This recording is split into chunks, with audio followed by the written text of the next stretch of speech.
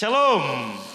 Baik, Bapak Ibu, pagi ini saya mau menyampaikan firman berkat Natal, dosamu diampuni, Anda dibenarkan. Amin. Satu kali dalam sebuah peristiwa, kita lihat langsung Lukas pasal yang kelima, ayat yang ke-20. Saudara, Lukas pasal 5 ayat yang ke-20 boleh dilihat ya.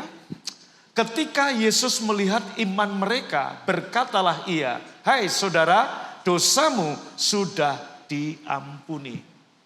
Bapak Ibu, satu peristiwa ini adalah ketika Yesus sedang ngajar di rumah yang penuh dengan banyak orang sakit.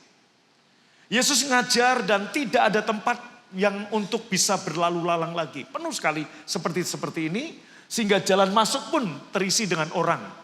Saya tadi dengar bahwa tiket Natal udah habis, kira-kira begitu saudara.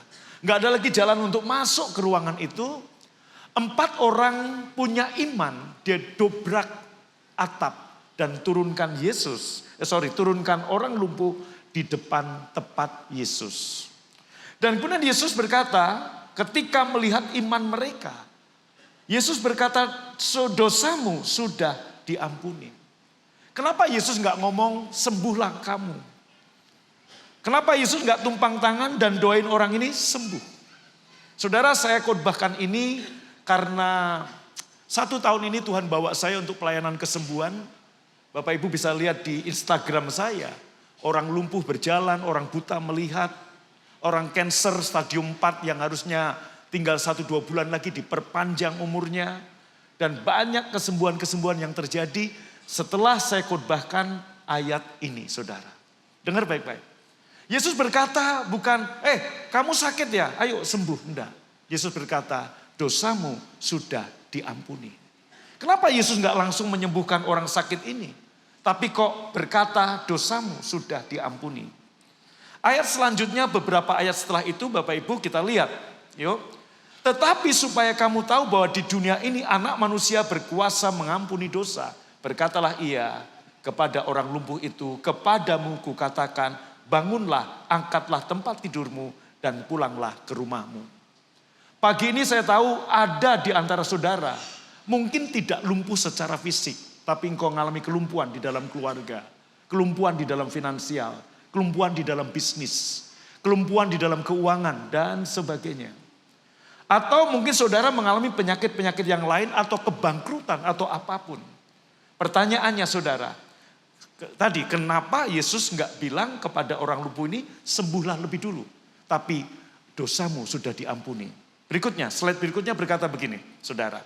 Sesungguhnya penyakit, kemiskinan, kutuk, kebangkrutan yang dialami seseorang itu bukan akar masalah. Katakan dengan saya, bukan akar masalah. Lebih keras lagi, bukan akar masalah. Melainkan daun-daun masalah. Maka Yesus tidak motong daunnya lebih dulu. Tapi Yesus mau menyelesaikan akarnya lebih dulu. Karena kalau daun dipotong, daun ini akan tumbuh lagi. Maka Yesus mau akarnya dulu yang dicabut. Bapak Ibu, kalau engkau jatuh dan jatuh lagi dalam kebangkrutan, dalam penyakit yang sama dan sebagainya, itu adalah daun. Pagi ini Tuhan mau menyelesaikan akar saudara. Yang siap lambaikan tangannya, katakan amin. Anda siap mengalami kasih karunia? Amin. Saudara, ada yang banyak tanya ke saya, Pak Agung punya kuasa kesembuhan? Oh tidak, saya nggak punya kuasa kesembuhan. Saya punya iman bahwa Yesus yang ada dalam saya adalah kuasa kesembuhan itu sendiri. Kalau saya punya kuasa kesembuhan, saya akan tumpang tangan wajah saya supaya kayak Siwon, betul nggak saudara? Saya nggak punya kuasa kesembuhan, tapi saya percaya ketika saya berdoa untuk orang sakit, Yesus yang ada dalam saya menyembuhkan orang itu. Katakan yes. Amin. Nah, Bapak Ibu dikasih Tuhan. Sesungguhnya, sama-sama kita baca yuk slide ini 2, 3. Sesungguhnya penyakit, kemiskinan, kutuk, kebangkrutan yang dialami seseorang bukan akar masalah. Melainkan apa? Daun. Kalau daun dipotong, tumbuh lagi. Maka Yesus nggak ngomong sembuhlah kamu. Enggak, itu daun. Jadi kalau begitu Pak, apa akarnya? Yuk kita lihat. Apakah rasa takut dan stres adalah akar masalah? Memang, saudara, bukan juga jawabannya. Memang rasa takut dan stres membuat orang bisa sakit. Kita lihat bahwa karena stres banyak penyakit yang muncul. Karena takut banyak penyakit muncul. Karena takut, saudaraku, kamu gak bisa tidur. Karena khawatir kamu kehilangan waktu tidur. Kehilangan waktu tidur membuat kamu gak efektif, kamu gak produktif dalam kerja. Gak efektif dan gak produktif dalam kerja mengakibatkan kekurangan kemiskinan. Tapi rasa takut dan stres itu juga bukan akar masalah. Jadi kalau pagi ini Anda datang, Pak, takut apa? Takut gak laku, takut gak punya anak, takut sakit, takut masa depan, takut apapun. Pak, Bu, saya berdiri sebagai orang yang pernah dikejar-kejar utang. Saya hari ini, saudaraku, membangun satu gedung gereja dengan kondisi jemaat dari 3.000 di masa pandemi tinggal 300 orang. Gimana caranya dengan 300 orang membangun sekian gitu, saudaraku. Dan sampai hari ini, puji Tuhan, kita nggak pernah kasih proposal ke satu orang kaya, satu perusahaan atau satu apapun kecuali diminta. Dan yang meminta ini adalah pemerintah, saudara.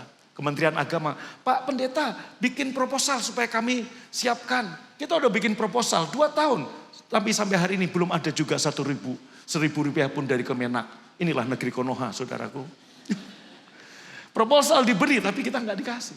Oke, tapi puji Tuhan sampai hari ini berjalan, saudara. Nah, kembali ke tadi, apakah kalau rasa takut dan stres bukan akar, memang rasa takut dan stres mengakibatkan orang sakit. Ya, you takut, you stres, lambung kena. You takut, you stres, saudaraku.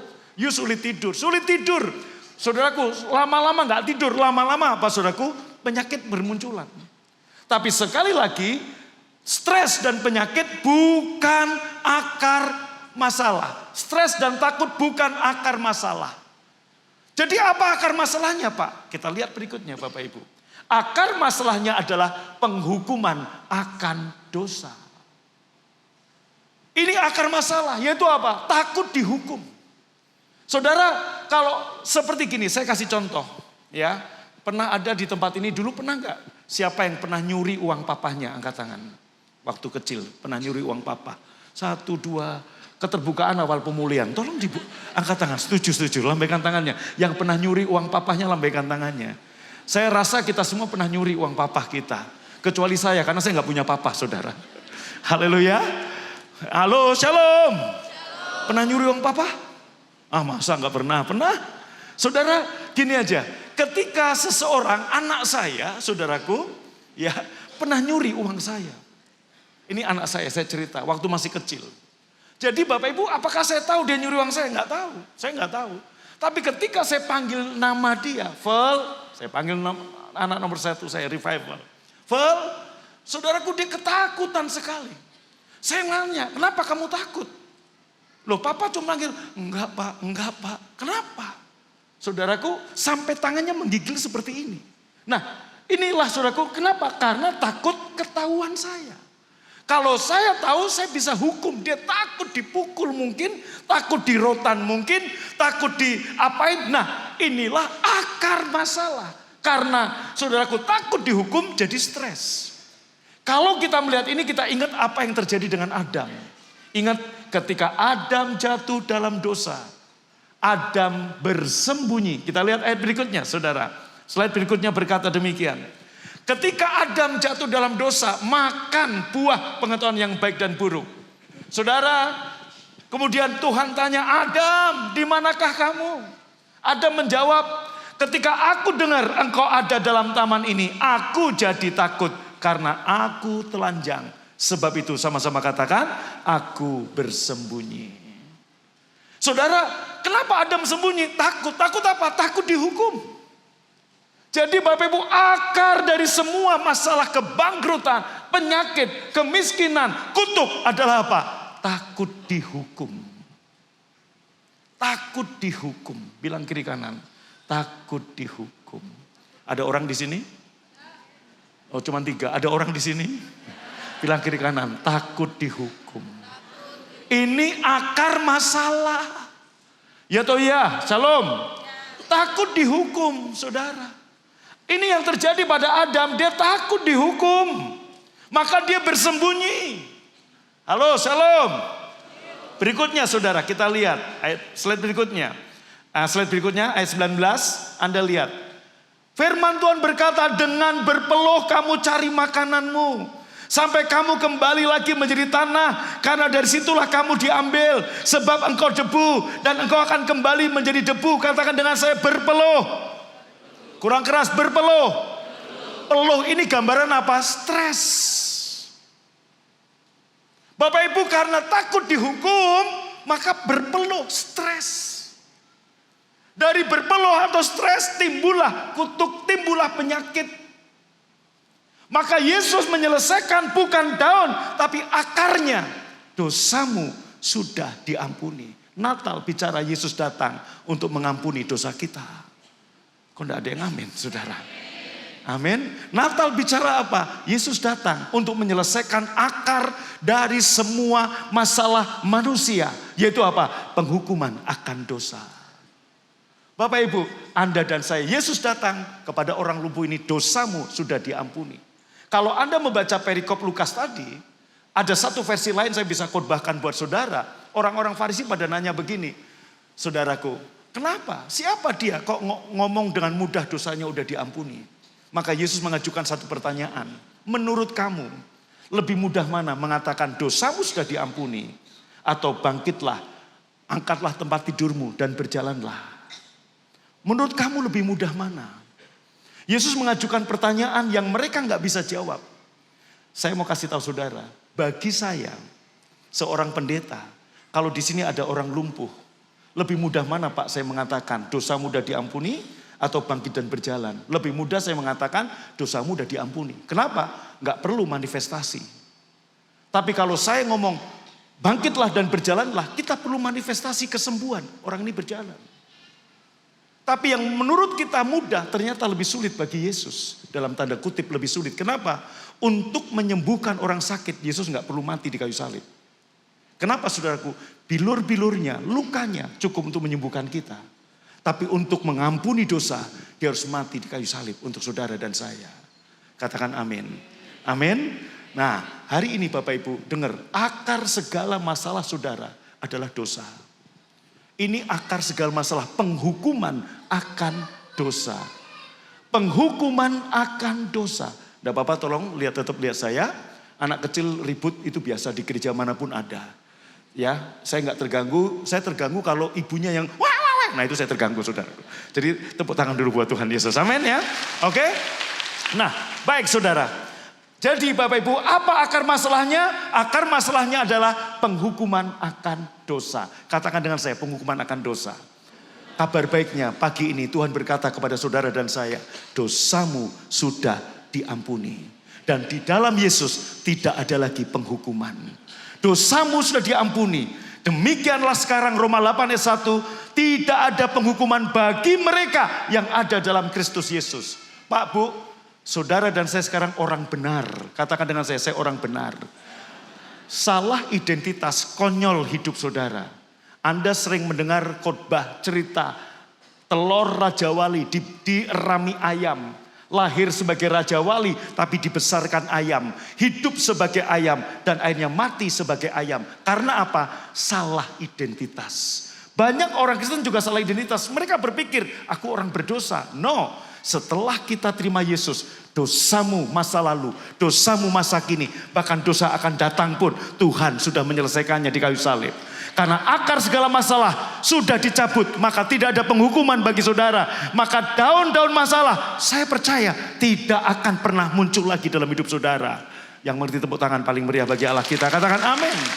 Saudara, ketika saya khotbahkan ini Bapak Ibu, kemarin Kamis KKR kesembuhan ilahi, seorang bapak 33 tahun saudara, kena sakit pinggang. Saudara jalan seperti robot begini Bapak Ibu. Bapak Ibu bisa lihat di Instagram saya, jalannya udah kayak robot, nggak bisa, nekok nggak bisa. 33 tahun dari kawin Bapak Ibu. Ketika saya khotbahkan dosamu udah diampuni, akar segala masalah sudah dicabut oleh Tuhan. Maka daun-daun penyakit hari ini kalau akar udah dicabut, daun gak akan pernah muncul lagi. Dan dia terima kesembuhan sampai hari ini. Tuhan Yesus menyembuhkan pagi ini juga Kalau akar dari penghukuman, akar dari masalah penghukuman akan diselesaikan atas saudara dan saudara terima. Saya dengarkan apa yang saya katakan. Kebangkrutanmu, kemiskinanmu hari ini Yesus berkata, bangunlah, angkatlah tilammu, berjalanlah dalam mujizatmu, berjalanlah dalam bisnismu, berjalanlah lagi. Semua yang lumpuh dalam hidupmu akan dibangkitkan kembali. Yang mengerti tepuk tangan paling meriah, katakan amin. Nah, saudara, Kolose 2 ayat 14 berkata, ia mencoret semua bukti pelanggaran, yaitu daftar perintah-perintah yang tidak saudara taati. Ia mengambil daftar dosa itu dengan memusnahkannya, dengan memakukannya pada salib Kristus. Katakan dengan saya, dosaku sudah diampuni. Siapa yang tahu dosanya sudah diampuni? Berarti Anda orang benar? Siapa yang orang benar? Halo, shalom. Saya mau tanya dulu Bapak Ibu, satu pertanyaan. Siapa yang tahu berkat Abraham itu apa? Tolong bisa dijawab, pendeta bertanya cuma menjawab. Yang menjawab, saya kasih buku gratis. Saya bawa buku 20, saya titipin ke Pastor Albert. Siapa yang tahu apa itu berkat Abraham? Shalom. Bapak bisa jawab? Apa Pak berkat Abraham? Gak apa-apa, salah gak dosa, saudara. Halo, shalom. Shalom. Apa? Hah? Iman. Berkat Abraham iman. Oke. Adik, apa berkat Abraham? Kok gini? Berkat Abraham ketika saya tanya pada satu jemaat gereja lain, apa itu berkat Abraham? Diberkati, nama masyhur, terkenal, jadi banyak, beranak cucu. Itu bukan berkat Abraham, itu bagian dari berkat Abraham. Berkat Abraham apa Bapak Ibu? Kejadian pasal 15 ayat 5 dan 6. Abraham dibawa Tuhan. Saya nyimpang dari bahan sebentar ya. Tuhan bilang hitunglah bintang di langit. Setelah itu Abraham percaya. Ayat 6 dikatakan, Abraham, belum Abraham. Tuhan bilang, saudaraku, kepercayaan Abraham diperhitungkan sebagai kebenaran. Jadi berkat Abraham itu apa? Kebenaran. Saudara, lihat saya baik-baik. Lihat saya. Akar segala masalah namanya penghukuman akan dosa. Pohonnya namanya kematian. Daunnya namanya penyakit, kutuk, kemiskinan.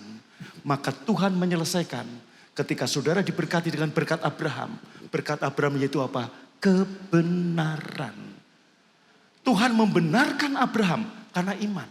Dari berkat kebenaran lahirlah pohon kehidupan. Dan daun dan buahnya yaitu apa? Kesehatan, finansial, kemakmuran, damai sejahtera. Adam dan Hawa hidup di Taman Eden dengan berkat kebenaran. Tapi ketika jatuh dalam dosa, Anda lihat penghukuman akan dosa. Dengan berpeluh kamu cari makanan. Hari ini akar segala masalah penghukuman akan dosa sudah dicabut oleh Yesus. Terimalah berkat Natal ini. Dosamu sudah diampuni, kamu dibenarkan. Karena kamu dibenarkan, pohonmu namanya pohon apa? Kehidupan. Karena pohonmu kehidupan, daunmu apa? Kesehatan, kemakmuran, damai sejahtera, sukacita. Tidak ada lagi sakit penyakit. In the name of Jesus, no more sickness, no more weakness, no more poverty. Saya mengalami kesehatan yang luar biasa. Pak, Bu, dengar. Tahun 2019, mata kiri saya divonis dokter buta, saudara. Buta, seperti salah satu dari mantan anak presiden Indonesia. Saya harus tutup mata. Kalau nggak tutup mata, saya ngeliyeng, saudara. Profesor udah periksa, Pak, ini obat ini bukan untuk menyembuhkan, untuk memperlama kebutaan Bapak. Tapi saya dapat ayat ini dan saya katakan, dosaku udah diampuni, aku dibenarkan, daun penyakit nggak ada. Apa yang saya lakukan setiap perjamuan kudus, saya ambil roti dan saya bilang, ini mata Tuhan Yesus yang saya makan. Dan sampai hari ini mata kiri saya melihat Bapak Ibu Saudaraku jelas, Tuhan menyembuhkan. Amin. Kalau buta melihat, tuli mendengar, lumpuh berjalan, apalagi hanya masalah keuangan, saya percaya lebih mudah. Akar segala penghukumanmu sudah diselesaikan oleh Tuhan. Yang mengerti lambaikan tangannya, katakan amin. Mungkin ada pertanyaan, next saudaraku. Kalau begitu Pak, ya ini sudah.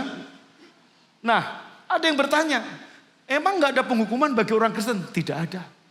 Tapi kenapa dalam Roma 14 ayat 10 dikatakan, saudaraku, pengadilan Allah.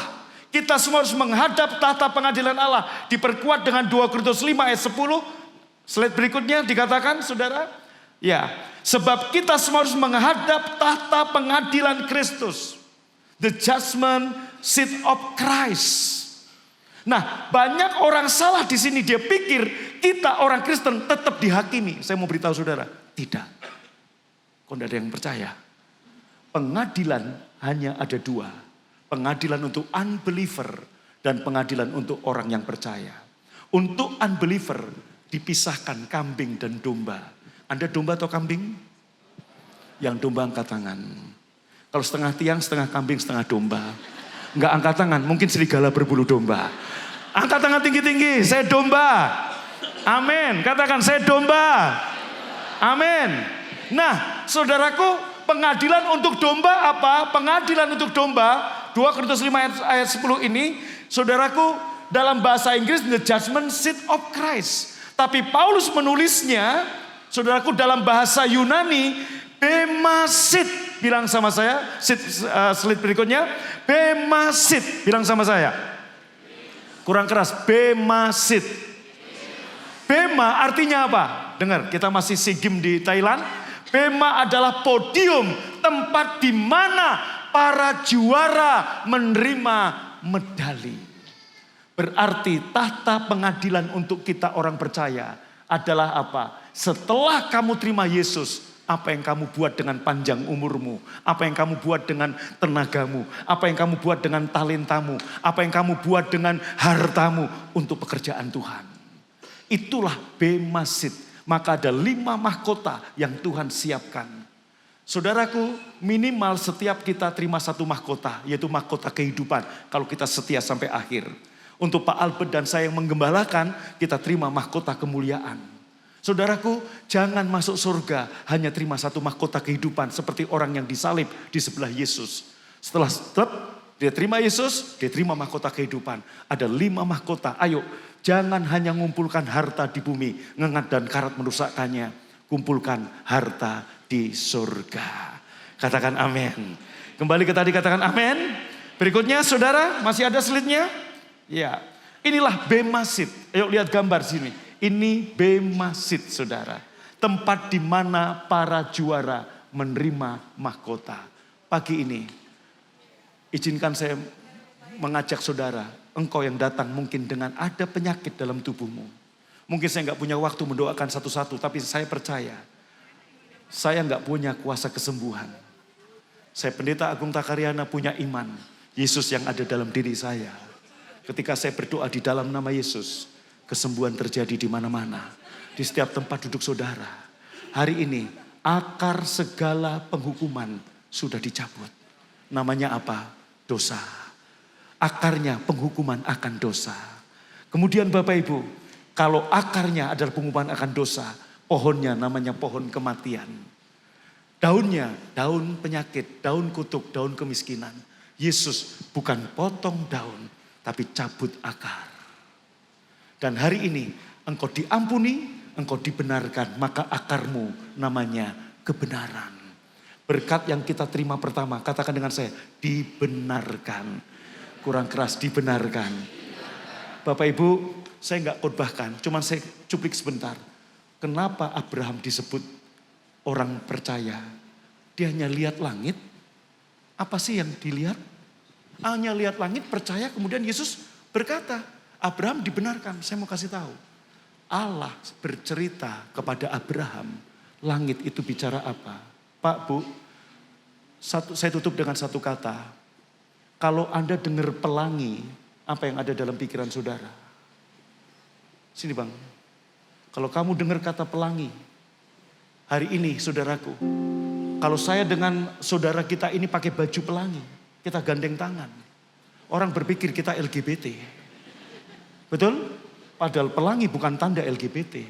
Pelangi tanda cintanya Nuh. Allah kepada Nuh. Tuhan ngomong, nih loh, karena pelangi ini aku gak akan menghukum bumi lagi. Setan memelesetkan supaya kita gak ngerti pelangi lagi. Kita menghindari pelangi, padahal pelangi tanda cinta kasih Tuhan. Anda tahu Tuhan bercerita kepada Abraham apa? Injil. Injil. Bilang sama saya. Pak, Bu, ini cukup kalau mau khotbah ini 2 season. Injil, yaitu apa? Tuhan bilang, nih loh. Bintang, ada 12 rasi bintang. Gambaran 12 suku Israel. Rasi pertama, Virgo, virgin. Yesus lahir dari seorang perempuan yang perawan. Allah memberitakan Injil kepada Abraham lewat rasi bintang. Dari Virgo sampai Leo, Yesus datang sebagai singa Yehuda. Ini astronomi, bukan astrologi. Setan memelesetkan menjadi astrologi, horoskop. Saya tidak percaya ramalan bintang. Jangan percaya ramalan bintang. Hidupmu bukan diatur oleh ramalan bintang. Hidupmu diatur oleh pencipta bintang. Jadi kenapa Abraham disebut orang percaya? Dibenarkan ketika Yesus beritakan, Allah memberitakan Injil. Ini loh, Virgo, virgin, sampai Leo, singa Yehuda. Dia datang dari perempuan, lahir dari sebagai manusia. Tapi dia datang kali kedua sebagai singa dari Yehuda. Amin. Jangan horoskop, jangan percaya astrologi. Tapi ini astronomi. Maka di ITB ada jurusan astronomi, bukan astrologi. Pak, Bu, maka ketika Abraham percaya Injil yang diberitakan di langit, Tuhan bilang dia dibenarkan karena percayanya. Kenapa kita disebut anak Abraham, bukan anak Musa? Karena Abraham menerima keselamatan karena kasih karunia, bukan karena perbuatan. 430 tahun kemudian baru hukum Taurat datang. Kita diselamatkan bukan karena perbuatan kita, tapi karena iman, karena kasih karunia. Tapi setelah kita terima Yesus diselamatkan, what's next? Apa yang lu buat? Menentukan 5 mahkota yang akan Anda terima di kemudian hari.